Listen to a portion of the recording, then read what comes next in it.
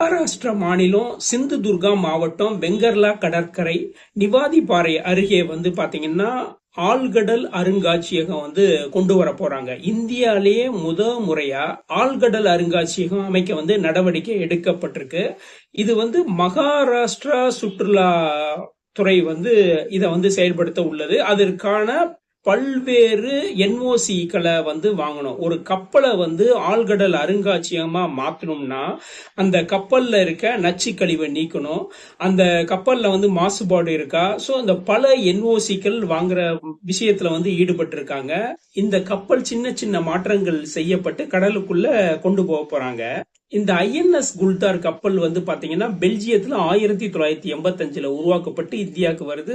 10 ஆண்டுகள் 1995 வரை இந்திய பகுதிகளில் பயணம் செய்து அது தொடர்பான வேலைகளை மேற்கொள்ளுது. 1995க்கு மேல அந்தமான் நிக்கோபார் தீவுல வேலை செய்யுதுன்னா கடற்பயணங்களை மேற்கொண்டு இந்த கப்பல் பாத்தீங்கன்னா 39 வருஷம் வேலை செஞ்சிருக்கு.